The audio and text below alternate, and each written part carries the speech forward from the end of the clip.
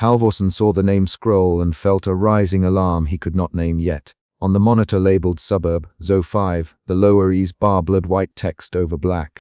Mendes, Lara. The living room camera framed a woman at a television, a child on the carpet.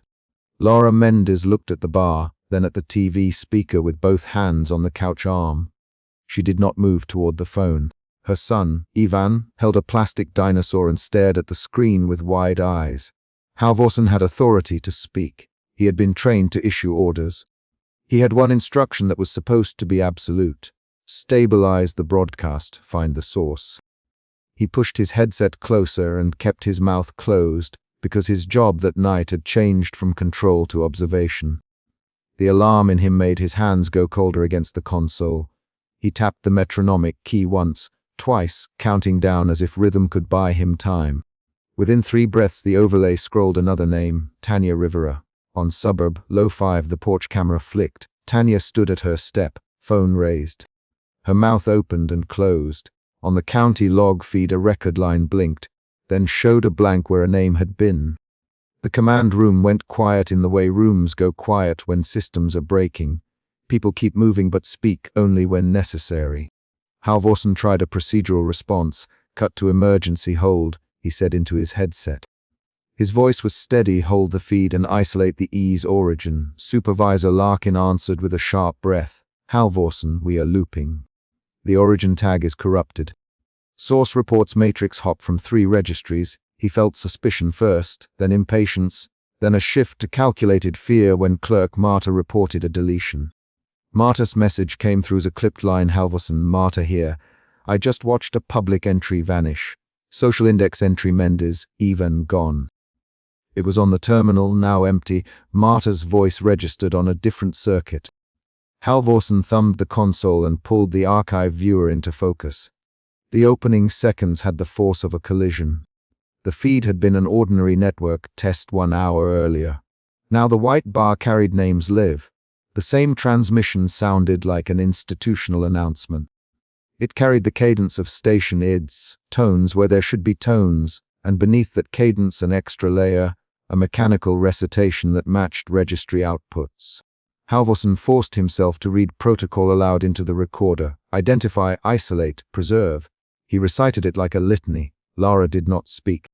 On screen she checked the locks and checked the window latch twice, automatic gestures. She reached for the cracked smartphone on the coffee table and then pulled back her hand as if the phone might be a decision engine. Even, Mom. In a thin voice, Mom. Lara's reply was a short shake of her head and, finally, the command she used to keep both of them steady. Stay here, Ivan. Sit down. Keep the light on. The chapter opened with noise and with the government's voice doing what it was never supposed to. Naming private people by sifting public registers and reading them on air. Halvorsen watched his console show queries across county databases, school rosters, hospital intake logs. Names lined up, then scrolled. He watched a line purge. He watched Tanya's porch camera stutter and her image blink to white, then vanish. Someone in the control room swore. Did you see that? Larkin, her shoe is still there. Emotion shifted in Halvorsen from operational detachment into an urgent need to act. He wrote a sealed directive and recorded it to be released only if the feed corrupted further. He recorded the instruction in a voice meant to be read on loop if necessary. Remain silent, avoid vocal acknowledgement. Do not pick up incoming calls that use caller ID matching the broadcast. He spoke the directive tightly, each syllable clipped. He labeled the file, Silencer Protocola. Outside, Officer Ruse turned up in the neighborhood within 10 minutes of the first clip circulating.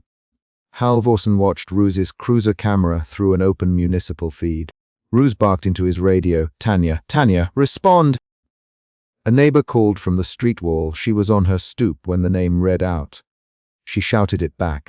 She called her name. Halvorsen saw Ruiz crouch at the porch camera's angle, and then look at his squad tablet where registry entries refreshed and then blanked simultaneously. Lara stood by the TV when a neighbor, Tanya, vanished. She moved toward the open door and then stepped back when Officer Ruiz arrived at the end of the block, his flashlight cutting a rectangle on the pavement. Laura. he said by name as he reached the property line. "Are you Lara Mendes?" Lara answered him with short sentences. "Yes. Yes, I'm Laura Marta from the records terminal," called his line. "Ruiz, we lost Tanya from the registry at 9:38. Her home cam shows her silhouette drop. Marta cut herself off. Halvorsen, do you copy?" Talk in the control room became a sequence of quick exchanges. "Halvorsen, did the feed call out my name?" a junior operator asked. He sounded swallowed under headset static. Halvorsen kept his gaze on the living room monitor. He refused to speak names aloud unnecessarily. He felt a new emotion stick to him: responsibility. It moved his fingers to the archive keys, clipped the feed. "Supervisor Larkin," but her tone held a calculation. "If we cut everything, we lose what evidence remains. If we preserve it, we may be infecting every downstream node." Halvorsen could hear the debate as if each voice were in a separate room. He understood the policy. Whatever the anomaly recorded. He also understood the risk. The anomaly changed when acknowledged. The change came with names. Lara kept watching the television. "She Ruiz, my son is in the room. Please, officer, can you stay?" Ruiz replied in short sentences, repeating names for presence. "As protocol, Lara Mendes, you're safe now." "We'll pin down the source." The officer's eyes kept flicking to his tablet. "The registry shows a deletion spike, my am. We're seeing it live, Laura. Is there a way to stop it?" Ruiz hesitated. "Not from here." "Not yet." Halvorsen saw the feed sample the room with clinical precision. The couch seam, the child's backpack strap, the wedding band on Laura's hand. He noticed small things because his role required it. He watched Laura rub the scar on her right knuckle, a nervous habit.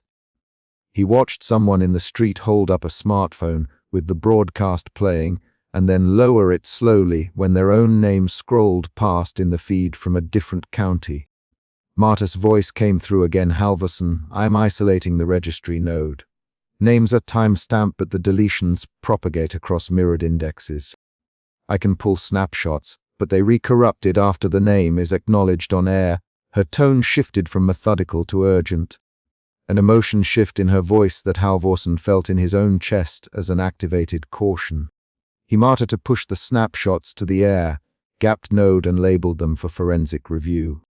In the house, Laura kept moving through a series of actions to protect Ivan. She checked the front bolt twice, turned the porch light on, and then moved the couch cushion to sit with Ivan while the TV continued to list names. Ivan whispered, "They my name on the TV." Lara held him close and said, "No. No, they didn't." She lied because the sound echoed into the room and proper names were contagious tonight. Neighbors gathered. Someone began recording the porch camera. A clip went viral and the state's hotline lit up. On the municipal comms, a city off-duty radio engineer named Dorsey called in and offered a patch. Halvorsen accepted the patch because the options were narrow.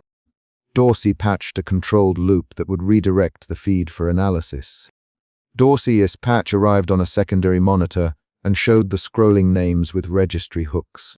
Within 5 minutes, a name read on the loop and an entry disappeared from the county clerk's terminal. There was a momentary pivot when Tanya's dropped shoe remained on the step and the rest of her body was gone from the camera. Officer Ruiz moved forward and reached the step. He picked up the shoe with gloved hands and held it up. "Tanya," he said. No answer. He placed the shoe on an evidence bag. "We bag it. We log it." Halvorsen logged Tanya Rivera as missing, last seen on camera at 19:30. Marta typed the entry and then watched the field clear. "It's empty," she said. "The registry cleared. There's no tag to annotate." Halvorsen's mouth remained closed. He recorded his next directive into the sealed file and flagged it with an urgency code. He felt another emotion shift, calculation to dread, then to resolve. He chose his words to be functional. He wrote, "Do not vocalize names heard in the broadcast. Do not answer incoming voice prompts. Place all affected registry snapshots into the air-gapped vault. Preserve video footage unaltered." He scheduled the directive to auto, publish if the feed attempted a mass uptick. At the center of the control room, the signal began to imitate their protocol voice. It folded institutional phrasing into its cadence. Halvorsen noticed the mimic in the timing of the beeps and the precise placement of a pause. It announced data points and then inserted names. Then the signal did something Halvorsen had no firewall for. It spoke his name slow and level, in the same synthetic register the public feed used. Halvorsen, operator Halvorsen, the broadcast intoned across monitors. His console displays dimmed as if they blinked. Personnel files shimmied and then showed a thin white line where his entry had been. Larkin's face went flat in the low monitor glow. Someone reached for Halvorsen and stopped. The room held its breath. He heard his own pulse in his left ear and thought of official photographs in a personnel folder. Assault, and Pepper head, a thin scar above the left eyebrow, and a badge with a clipped corner. The signal did not care about images. It cared about acknowledgement. Halvorsen realized the entity's method with a clarity that was almost clinical. The broadcast harvests identity validation by audio confirmation. If a person or a system acknowledged their name, the record and the physical presence followed. The moment the signal his name, Halvorsen felt a pressure in his throat. He wanted to speak, to issue the standing order that would save others. He felt his body ready to make the sound. He stopped himself with a practiced cautiousness born from long shifts and procedural discipline. He clamped down on the urge to repeat a name back into the open circuit. He felt hands on his shoulder, Supervisor Larkin's fingers, not for comfort but to ground him to the console. Dante answer it. Marta into her headset. Every syllable small and clear. Halvorsen, do not answer. Larkin added, record and isolate. We preserve evidence. Halvorsen eased his breath out. He hit the emergency log. He keyed a silent acknowledgement into the sealed file with no audio. The signal repeated his name in a staggered chorus. The personnel files on his screen flickered, and then showed an empty slot where his badge number had appeared earlier. For a count of seconds, there was static and the low hum of the server racks. Outside, Rouge shouted down the block, "If you hear your name, don't say it back!" The sentence spread down the block like a protective shout. Phones in the crowd lit up with the live feed. Someone called out, "My name's on there. I didn't say it. Are you sure we shouldn't answer?" Another voice yelled, "Don't answer!" Laura heard and tightened her grip on Ivan until he squeaked. Halvorsen felt an internal negotiation. He could sever the line and trust that a clipped archive would be enough, or he could preserve the feed to document the way the deletions occurred. He chose to split the difference. He maintained a live, isolated capture and cut distribution. He forced the primary ease relay into an observation node that would not propagate outward. The command was a small mechanical action. 3 keystrokes, a relay whisper of authorization, then a recorded redirection. It bought time and, Halvorsen guessed, more questions than answers. After the relay redirection, the data showed a cascade. Where a name had been read aloud and then acknowledged by a human voice, the related records showed synchronous erasure. County entries, school rosters, payroll listings, each system showed blank fields where names had existed a minute earlier. Even this name disappeared from the school attendance portal while Laura watched the portal window on her phone. She pressed her thumb against the cracked corner of the device and said, "Ivan, stay with me." He nodded and then, in a whisper, "Mom, did we lose him?" At that whisper, the control room experienced its own mini cliffhanger. Halvorsen watched as the child's digital record collapsed and then, for an instant, the family photos on Laura's phone thumbnail blurred at the edges and one file showed a pixelated white bloom. Marta reported that archived snapshots still contained Ivan in the image, but on live playback the pixel matter whitened into nothing at the same timestamp. "He's gone from the live space. Marta, we have him in cold storage but not on any live registry." The phrase landed like a physical object in Halvorsen's chest.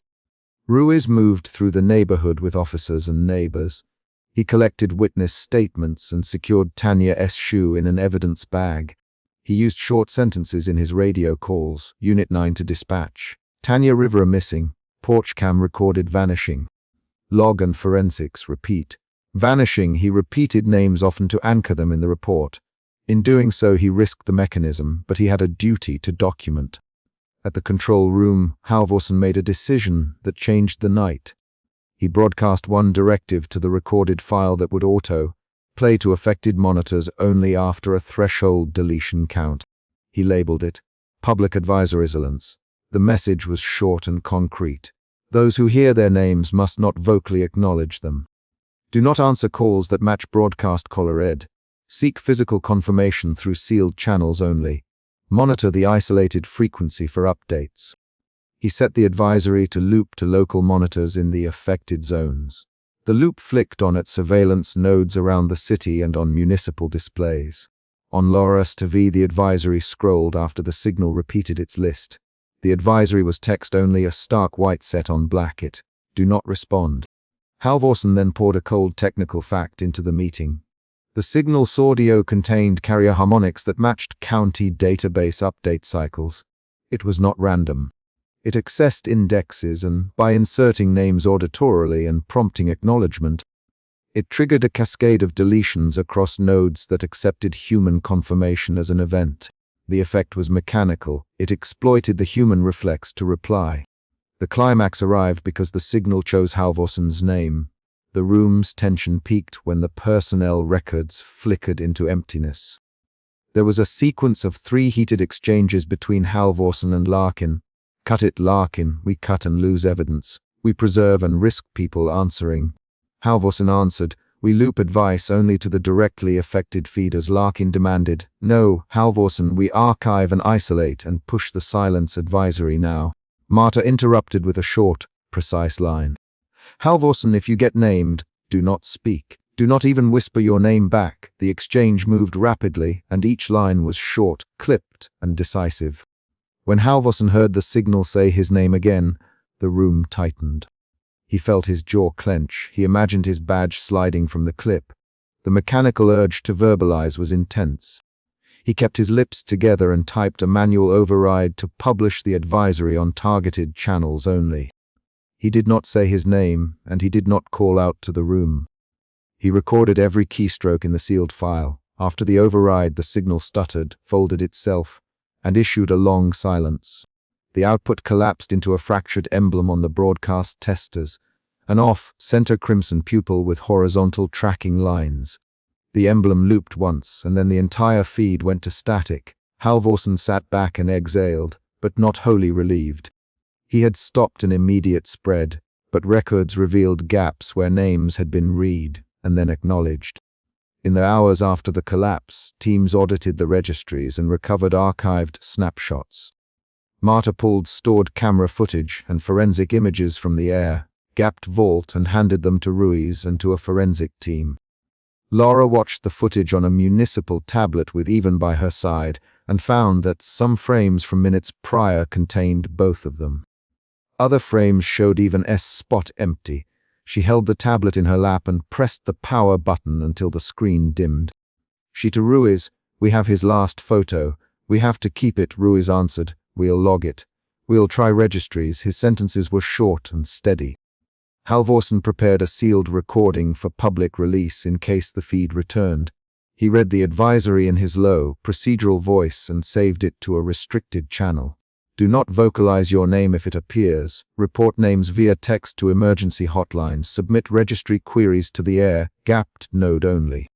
He scheduled a forensic compilation for the archive and pushed Marta's snapshots to cold storage. He felt wariness and a cautious hope that his procedures had prevented further collapses, but the final image of the chapter was not a tidy end. The last line of the sealed recording had been a physical action. Halvorsen pushed a file off to an isolated drive and locked the console. The room lights dimmed as staff rotated for the overnight watch. Outside, Tanya's shoe sat sealed in plastic on a cruiser seat. Laura turned off her living room lamp and set the TV to black. The Reddy's bar lingered on the screen for a beat, and then the set went dark. She tucked Ivan into the couch and checked the door bolt again, fingers tracing the metal twice. Halvorsen left the control room with the sealed file on a thumb drive tucked into the inner pocket of his blazer. He walked past the server racks and felt the ozone smell that clung to the equipment. He did not say his name at the checkpoint. He tapped his ID badge, counted his breaths, and walked into the stairwell. At the stairwell door he paused, and then lifted his hand to the metal handle, an ordinary gesture that closed the chapter with a concrete action. He pushed through and the door clicked behind him. The feed was dead for now. The archive held partial evidence. Names remained on paper copies and on cold storage snapshots. The advisory was active in limited zones. The control room had preserved something and lost something else. For Halvorsen, the night's work settled into a rigid record on his drive and a different kind of weight in his chest. He left with the sealed file and a strict instruction he could not unscramble from his head. Do not speak your name if it appears. Outside the house on Suburb Low 5, Laura set the lamp to face the wall and watched the shadow of the dim bulb cross the coffee table where a child had been playing. She did not look at the dark rectangle of the television, even slept with the plastic dinosaur clutched in his fist. She covered him with the throw and then, as if testing the lock, checked the front latch once more. The door was latched. She did not answer the phone when it rang. The night remained heavy with static and the faint, low hum of distant servers. Then someone at the end of the block called out, "We're staying quiet." "Stay there, Laura," Laura answered with a short, plain voice. I will." The sound closed the chapter on a concrete decision. They would not say their names if the feed returned. The last paragraph ends with an action and a decision that ties directly to the events. Laura checked the lock, left the light, and vowed silence. Halvorsen walked out with a sealed file in his pocket and a command to avoid speaking both names and answers. The transmission had whispered rules through static. The room went dark on Suburb Low 5 and the emergency monitors held one last frozen emblem before the screen died to black. A county records applicant blinked out of a security feed while the clerk reached for his paperwork. Suspicion drove Halvorsen to keep the monitor open. He had seen a name on Suburb Low 5 in the hours before and the white text had said Mendes Lara. The clerk, Morales, called out from the counter as the applicant folded his hands over the registry form, and then the applicant vanished in the camera without a sound. Halvorsen wrote the time into the log and felt suspicion harden into procedure. He pushed his headphones closer and ordered a live pull of the terminal feed. Halvorsen's hands did not shake. He adjusted levels, toggled to the after-hours camera, and watched an empty counter where a person had just stood. The monitor showed the registry entry collapse to a blank field during the same second the camera cut. He typed, "Possible removal event, Suburb Zo 5, SexTV collapse," and flagged technician Ames. Clerk Morales shouted down the hall, "Someone get a tech." His voice snapped through the small office. His footsteps ran on linoleum. Halvorsen split the uplink and sent the camera clip to regional command with a timestamp. He did not say the word fear. He logged actions.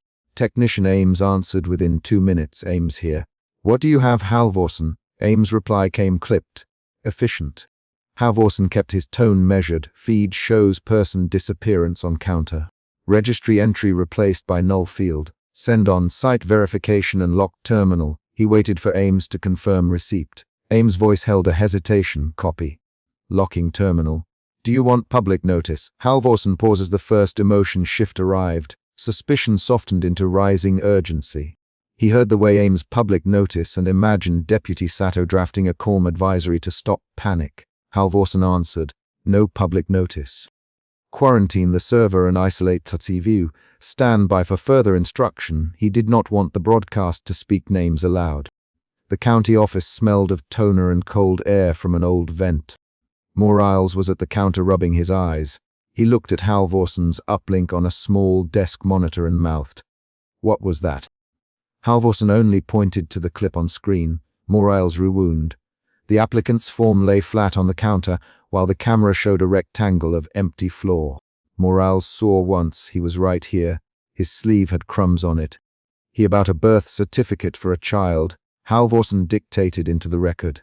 Clerk Morales reports physical contact and verification of presence prior to disappearance. Witness statement in file. He Morales, get me the applicant's handwriting sample, photocopy the form. Lock the originals in the drawer. Morales nodded and moved with a mechanical precision that matched the fluorescent hum. Ames patched in a telemetry view of the registry's database logs. Halvorsen, the database shows an overwrite. Name removed from public index and timestamped to the same second as the CHIV event. I'm isolating mirror drives now. Ames sounded smaller than the equipment he managed. Halvorsen felt urgency harden into agency. He aims to run a full audit and to route archived SecCV to a read-only loop, document every change, keep shadow copies. Do not allow administrator write access. If anything else alters, alert me immediately. Ames spoke without ceremony. Copy. Shadow copies in place. Patch the loop to you now. The feed arrived with a slight tape flutter overlay. Halvorsen watched the applicant stand, then blink, then leave a square of empty floor. Outside the small office, night pressed at window panes, lobbies emptied. The county building kept its motion to a minimum. Deputy Sato arrived at the command uplink 10 minutes later and moved with the authority of someone who expected routine to be restored. He looked at the feeds and frowned. What's the story? Deputy Sato. Halvorsen described the overwrite pattern and the disappearing figure. Do not broadcast names. Maintain silence. Quarantine public terminals. Sato's response introduced the first institutional fracture. He tapped the desk. We need to reassure the public. Halvorsen. People will call. We should issue a scripted advisory saying we're reinvestigating a network anomaly and to ignore suspicious messages. Halvorsen kept his voice low. A scripted advisory will read names aloud. The event correlates acknowledgement with removal. We must remain silent. Sato moved closer to the screen. You can order silence for the whole county without authorization. I will not cede panic on hearsay.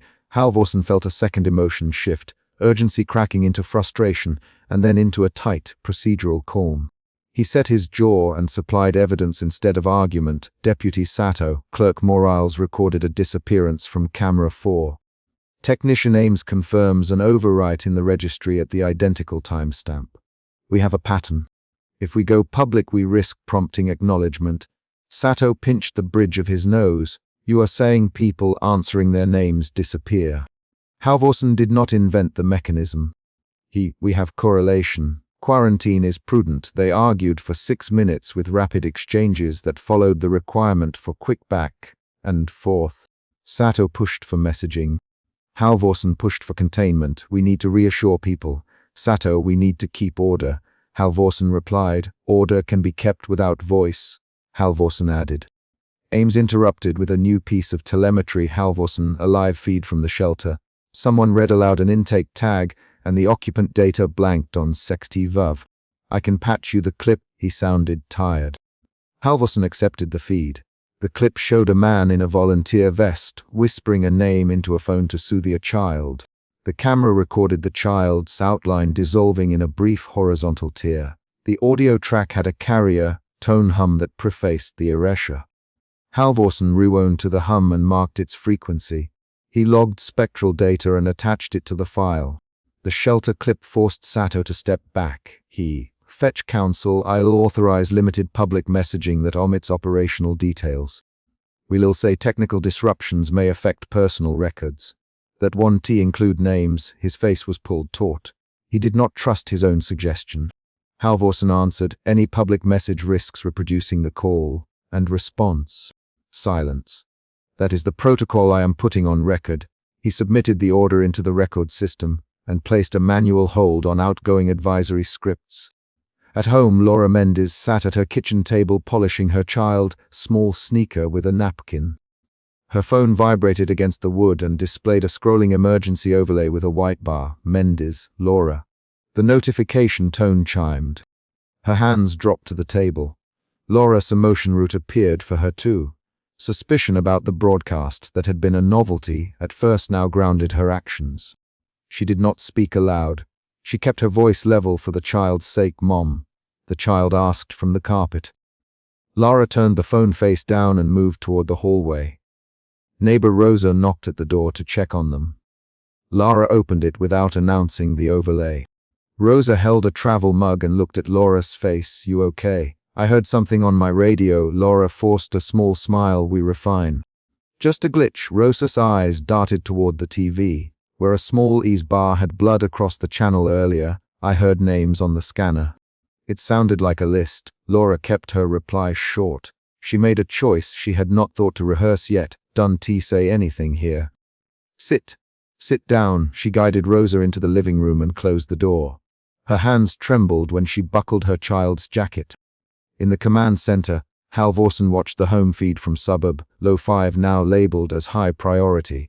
The camera framed Lara in profile as she moved through the doorway. He marked the clip and sent a silent alert to Deputy Sato, suburb Zo5.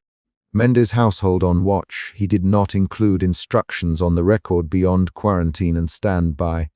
He felt a tightening in his chest that he catalogued as professional tension. Technician Ames ran a registry audit while Deputy Sato tried to draft his advisory. Ames found a pattern beyond the simple overwrite. Names removed from the public registry were being erased from payroll records, CXEV archives, and social service files with cross-correlated timestamps. Ames, this is not just a front-end wipe. Whoever or whatever is doing this touches every mirrored archive. We can restore from cold backups, but their checksum shows an intentional null stamp. His voice rose a fraction. Sato's patience thinned. If we don't tell the public, they'll hear their names on scanners and call us with panic. How do you control that? Halvorsen answered with a line of action rather than persuasion. We control it by preventing further acknowledgements. We enforce non-acknowledgement. We train staff and shelters to avoid reading names aloud. We wrote all incoming alerts to silent logs. Sato barked. You can order the public to stop speaking, Halvorsen. We can order our channels to broadcast silence and instruct staff to enforce non-response. We will staff phone lines with operators who refuse to repeat names. We will tell people, if you hear your name, do not respond. A clash occurred in tone and mission. Sato wanted a calm public. Halvorsen wanted quiet compliance. The conflict escalated until a different external event interrupted their debate. A local intake shelter volunteer, Rosa, called the command center in a shaky voice. Halvorsen, it's Rosa at the shelter. Someone just read a name out to calm people, and the camera feed shows a blank where she sat. We have a volunteer hysterical. People are asking for names. Halvorsen, are they safe? Is the building compromised? Rosa replied, no physical breach. The room was full. One woman said her name to soften a child, and then she wasn't there on the screen. The volunteer's recording shows nothing. Halvorsen instructed, shelter, do not read names, organize intake by numbers. If someone speaks a name, move the room away from auditory acknowledgement. Lock the CCTV loop and preserve the clip. Rosa repeated the instruction out loud for her volunteers. Do not say names. Use numbers. Use numbers now. Laura's child picked up a small stuffed animal and mimicked the volunteer's earlier wisp. Mom, is that an animal? Lara stooped and brought the child's face close. It's a rabbit. What's the rabbit's name? The child answered using Lara's name to play a guessing game. Laura. The house quieted in the exact second the doubt closed into fear. Halvorsen's next telemetry update came as a clean, dispassionate record. The child disappeared from the doorway and the Regent's registrar showed the child's file overwritten with a null stamp. The second emotion shift in Halvorsen occurred as a movement from urgency into cold, professional dread. He felt the sensation as workload. Immediate triage, evidence capture, rule enforcement. Halvorsen shouted, lock all outbound audio, cut all local advisories, initiate hard mute on streaming channels. Ames, quarantine the filing system and propagate shadow copies to external offline storage. Sato, do not issue a public statement. Sato moved with a new gravity. He barked into his line, dispatch field officers to Mendes' residence. Notify child welfare now. We need to verify physical presence at the household. Halvorsen authorized the dispatch and then drafted a terse field protocol to be read only by internal personnel. Do not speak names, approach quietly, maintain visual confirmation without verbal address, wear non-amplifying comms, retrieve physical presence evidence before any speech. He uploaded the protocol to a secure channel and called it Acknowledgement Protocol. He announced nothing over public frequencies. Deputy Sato's compliance was reluctant. In an argument with Halvorsen, he asked, what if they need help? What if silence costs someone survival? Halvorsen answered with specific action rather than philosophy.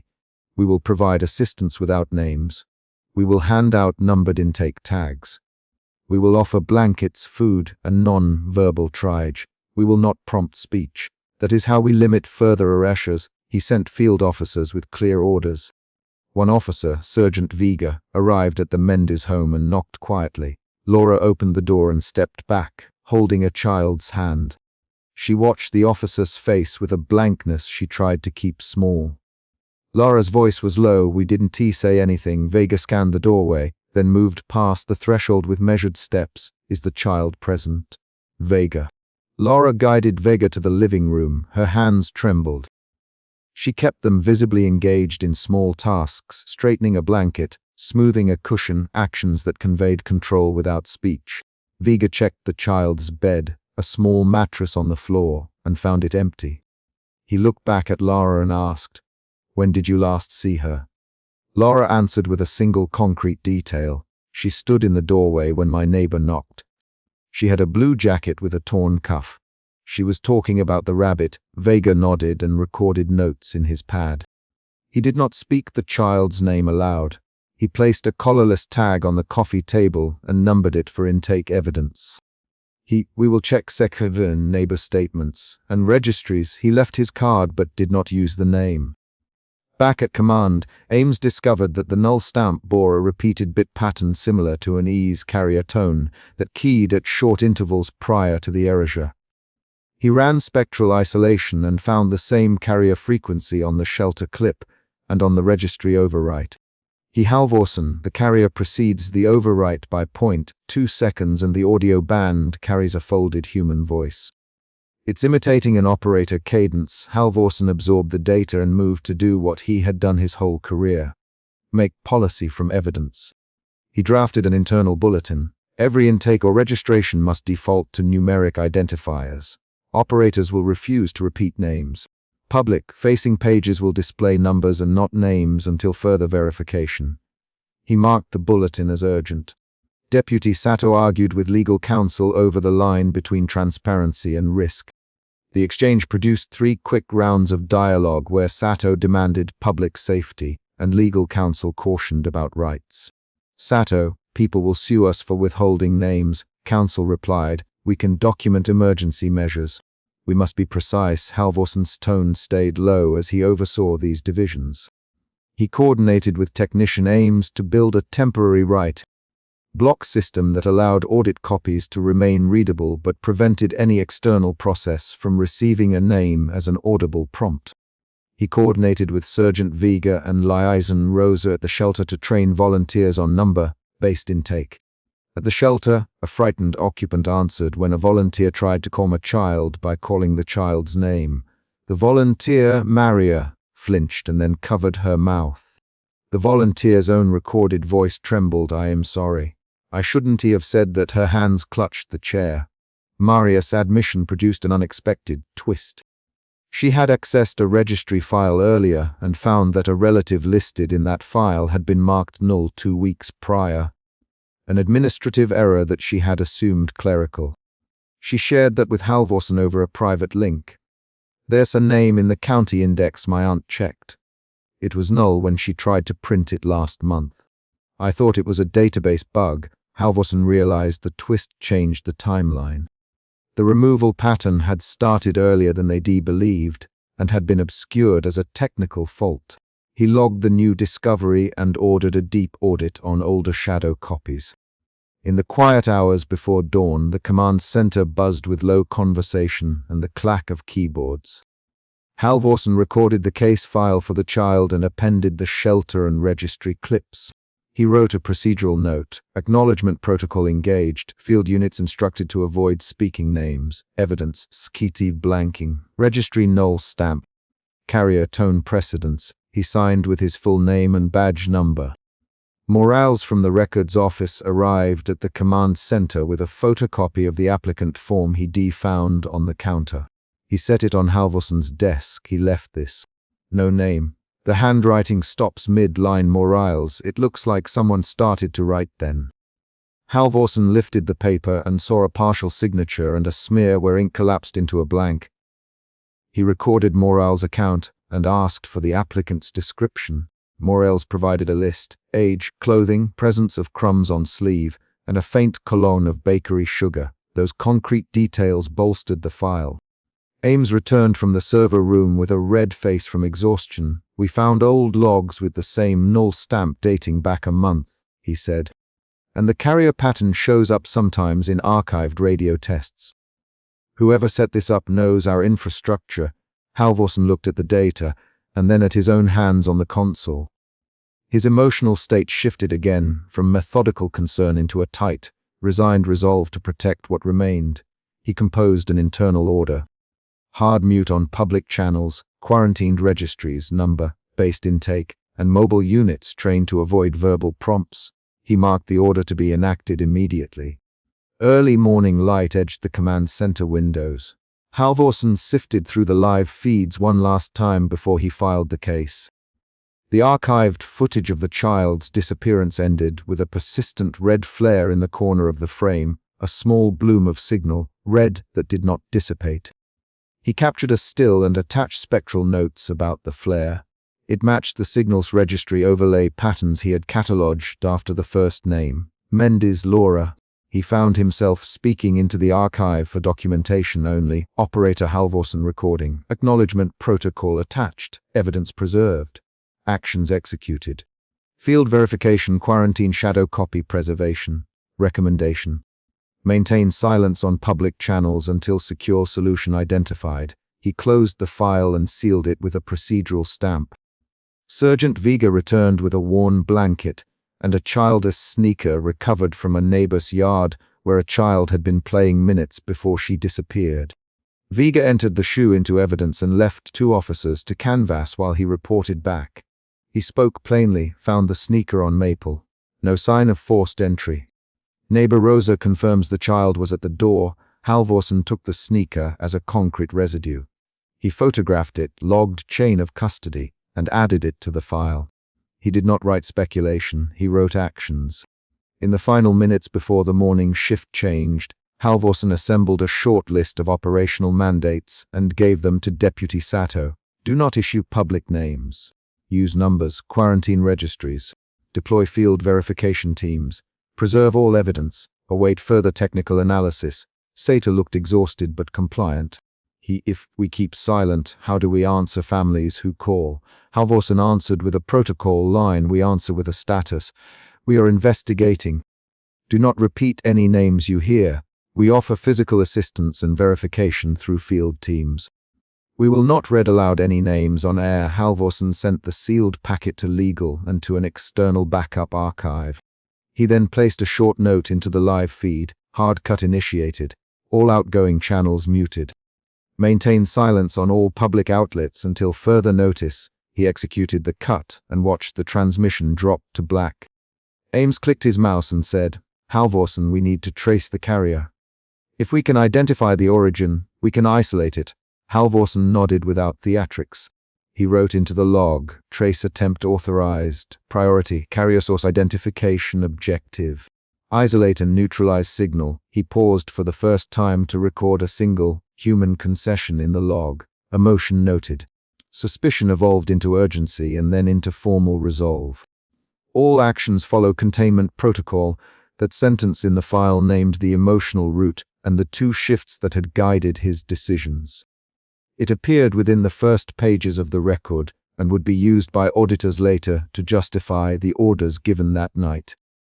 Halvorsen locked the file, uploaded shadow copies to an offline medium, and prepared to brief regional command. He left the command center with his headset slung over his shoulder, the monitor's red flare still visible in his peripheral vision. He walked past Morales, who was stacking the last of the photocopies in a file folder, and whispered, "Keep a copy with you. If anything else changes, tell me immediately." Morales nodded and slid a copy into his shirt pocket. Halvorsen stepped out into the corridor and heard the distant murmur of officers coordinating. He paused at the doorway and looked back at the darkened command center. The final image Halvorsen attached to the file was a still of the registry screen with the null stamp where the child's file had been and the faint red flare in the upper right. He labeled it. Residue, signal red, Cataloged, he stamped the page and sealed the folder. He closed the case with one concrete procedural action.